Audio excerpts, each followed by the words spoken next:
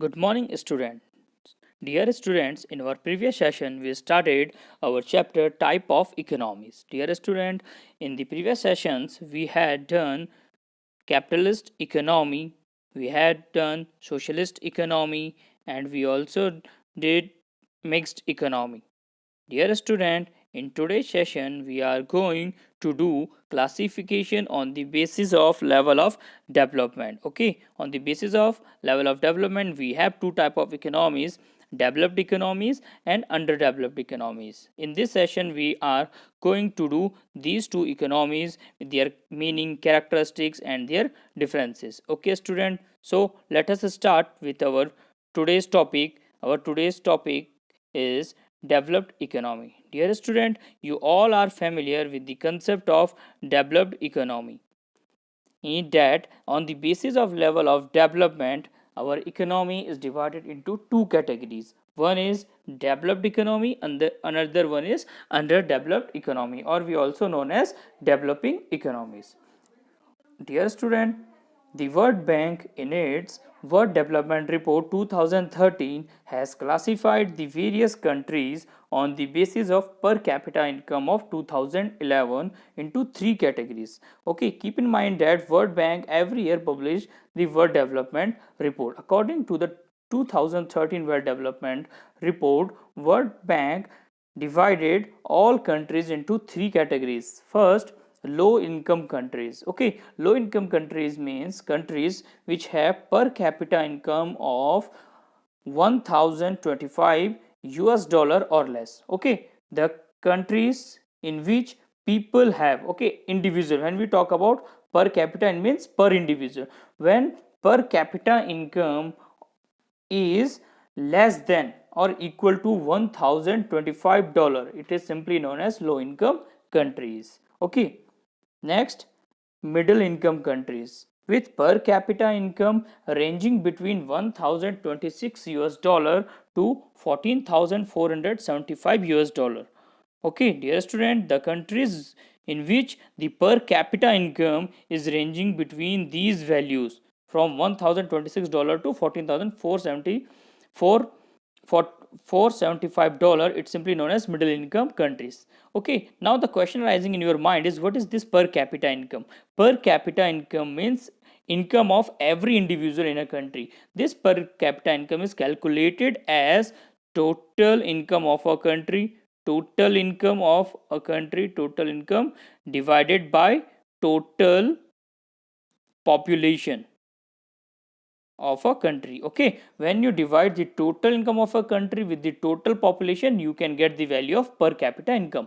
Okay student, in the next point, high income countries with per capita income of 14,476 or more. Okay, those countries are categorized into high income countries, which have 14,476 US dollar as their per capita income or more than this. So by this we can categorize every country into these three parts. Okay dear student, now low income countries or middle income countries taken together as described as underdeveloped economies. Okay, so those countries which rely which is on the list of low income or middle income countries, it's simply known as underdeveloped economies. Okay, and those countries which are in the list of high income countries are simply known as developed economy, like US, UK, Japan. You have these economies which is known as developed economy, and developing economies you have India, Pakistan, Sri Lanka. All these countries are underdeveloped countries or developing economies. Okay dear student, keep in mind that if you talk about the contribution of the developed and underdeveloped economies, then in the case of developed countries, 15% of the world population. Okay, developed countries contain 15% of the world population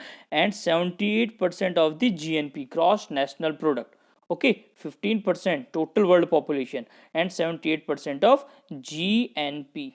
Now what is this GNP? GNP is gross national product. Okay, all the goods and services produced in a country is simply known as GNP or GDP. Okay, so GNP, the total goods and services. So these countries So these developed countries contain 78% of the global GNP, and they contain 15% of the global population. Okay, now if you talk about the underdeveloped country, these underdeveloped countries contain 85% of the world population and 22% of the world GNP. It means 85% global, 85% people in the world are living in underdeveloped or underdeveloped or developing countries. It means poor countries or countries who are in the phase of developing, they live, 85% of the global population live in these countries, and these countries only produces 22% of goods and services globally. Okay students, so this is a matter of consideration, that most of the people are living in poor or underdeveloping countries. Okay dear student, now move to our next part, which is developed economy. How can you say an economy is developed? The question is this. So dear student, there is a simple definition of developed economy. Okay, economies which enjoy a large level of per capita income and high standard of living is called developed economy. So we have to keep in mind two things: one, the country which have high per capita income; second, the country which have high standard of living. It's simply known as developed economy. Now the question arises, what is this per capita income? We already discussed that per capita income means when total income of a country divided by total population. Now the second question is, what is this standard of living? Dear student, standard of living is different according to the individual and country. If you talk about standard of living in a case of individual, then standard of living is measured basis of his income. Okay, if a person have good income, okay, more income, like if a person has earning 70 80,000 or 1 lakh in a month, it means he has a good standard of living. And a person, if he is earning 5,000 6,000 per month, it means his standard of living is low. So that's why with the help of income we can categorize a person into a high standard of living or low standard of living. Similarly, if you talk about the standard of living in the case of country, so if a country, okay, be careful in this point, if country's standard of living is measured, then its per capita income is measured. Okay, so a country which have high per capita income or a good per capita income, it simply means the country is developed country. And if a country has a low per capita income, it simply means the country is underdeveloped country or developing country. Okay, so we can see with the help of example that economies like USA, Canada, UK, Japan, all these countries are developed economy, and countries like India, Pakistan, China, okay, Sri Lanka, Bhutan, all these countries are developing countries. Okay, dear student. Now, what are the features of developed economy? There are so many features of developed country, but we are going through few one, like higher level of per capita income. As we know that in developed economy the per capita income of the individual is so high. Okay, according to the World Development Report 2013, per capita income of developed countries is around 14,476 or more US dollar. Okay, it means the individual per individual is earning 14,476 US dollar in these economies. Okay, dear student, although you are although you, your the question which arises in your mind, that sir, if per individual is earning this income, then why in these countries people are still poor? The question is simple, that per capita income is just a figure. Okay, it's not represent the actual income of per individual, it's just a figure which come across by dividing the total income of a country. When we divide the total income by the population, then we get this figure. Okay, so we can say that high per capita income means developed, the country is a developed country. So the first point is high level of per capita income. Okay dear student, now the second point is predominance of industry and services sector. Dear student, always keep in mind that in developed country the economy, yeah, or the contribution in these type of economy is mostly given by industry and services sector. And all those countries who are well in the matter of industrial development, or those who have a good industries, is always known as developed countries. So in these countries the contribution of industries and services sector is always high in the GDP as compared to the agriculture sector. So for example, we can see in the case of USA that agriculture sector is contributing only 3% in the GDP of the country. GDP means gross domestic product. Okay, in the gross domestic product of USA, the contribution of agriculture sector is only 3%, and rest of the contribution is done by the manufacturing or the services sector. So, or manufacturing means industry sector. So we can say that the contribution of industry and services sector is more in developed economy as compared to underdeveloped economy. That's why the predominance of industry and services sector is more in developed countries. Next point is technological advancement. You all are familiar that developed countries always technologically advanced. Okay, production technique used in these countries are highly complex and advanced. Okay, that is why productivity of labor is very high in compared to the underdeveloped economy. Okay, they are technologically advanced countries. The last point is standard of living. You are familiar with this point that the standard of living of developed economy is always high as compared to the underdeveloped economy, because in developed economy mostly people are educated, and they have good health services and education system, and they socially they are secure. So that's why the standard of living is always high in developed country. Now next point is underdeveloped economies. Dear student, first we will go through the meaning. Now what is underdeveloped economy? Okay, an underdeveloped economy is the one which level of per capita income is low. Always keep in mind that in these countries, underdeveloped countries, the level of per capita income is low. And second point, people have, and the second point is that people have a miserable living. It means low standard of living. Okay, so we have 2 points, that the country in which per capita income is low. Okay, per capita income is low. Second, people are living in a miserable condition. It means standard of living is low. Okay, so per capita income is low, and standard of living is low. So these 2 points are low in the underdeveloped economy. That's why by these two factors we can easily get familiar with the developed and underdeveloped countries. Okay, now according to the World Development Report 2013, underdeveloped economies are those economies where level of per capita income is 1025 US dollar or less. Okay, in these countries the per capita income, the income of each individual is less than or equal to 1025 US dollar.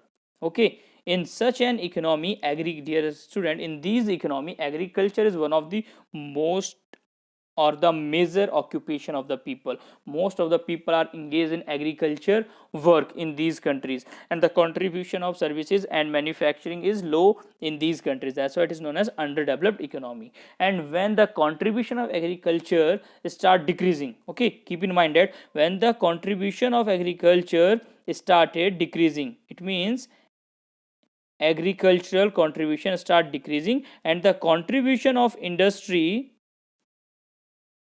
and services sector start increasing. It simply means that the country is going in a developing phase. So that's why it is known as a developing economy. Okay, now move to our next point, which is characteristics of developed economy, underdeveloped economy. So student, you are familiar with the concept of underdeveloped economy, that those economy in which per capita income is low and in which the standard of living is low, it's simply known as underdeveloped economy. In these economy, the mostly contribution is given by the agriculture sector, and the industry and services sector contribution is low. Okay, this is known as underdeveloped economy. Okay, and when the contribution of agriculture started decreasing and the contribution of industry and services sector start increases, then it's become a developing country. It means the country is going in a phase of developing. Okay, so now the characteristics of underdeveloped economy. The first characteristic is low per capita income. Okay, one of the main feature of an underdeveloped economy is low per capita income. Okay, per capita income is so low that the large portion of the country's population lives below poverty line. This is the first point, that in underdeveloped economy per capita income is low, that's why most of the people are living in under poverty. The second point is low level of living. Okay, as we know that when per capita income is low, it simply represents the standard of people is low because people have less income, so the living standard under developed economies is very low. Example, per capita per day calories intake in India, Kenya and Bangladesh is 2400, 2100 and 2000, which is so low as compared to the US and other economies. If you see the figure, you will easily find that per capita calorie intake in India, Kenya and Bangladesh is 2400, 2100 and 2000. In case of USA, France and UK, it is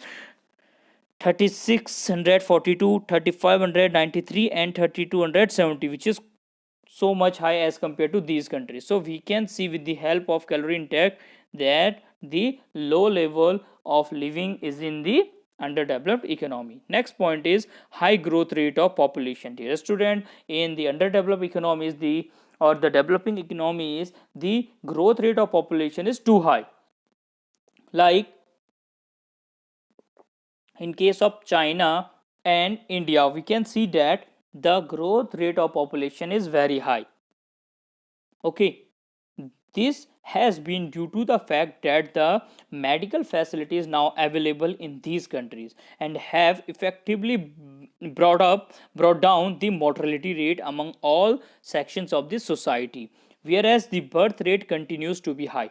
Always keep in mind why the population growth rate is high in income and India and China. There are two basic reasons. First, in both the countries the medical facilities are going to be increased day by day. They are in a good condition. Okay, they people have a good medical facilities, they have good hospitals. That's why the mortality rate is decreasing in these countries.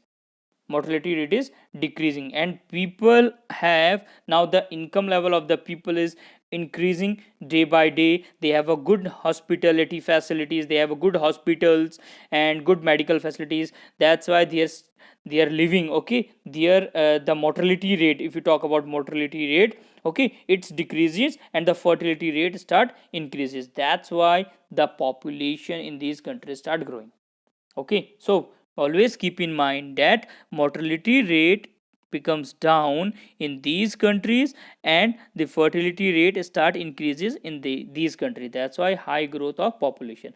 Next is agriculture. Okay, in underdeveloped economies, these economies are mostly based on agriculture. Generally, agriculture activities are done in these countries and the contribution of agriculture is high in these countries as compared to the developed countries.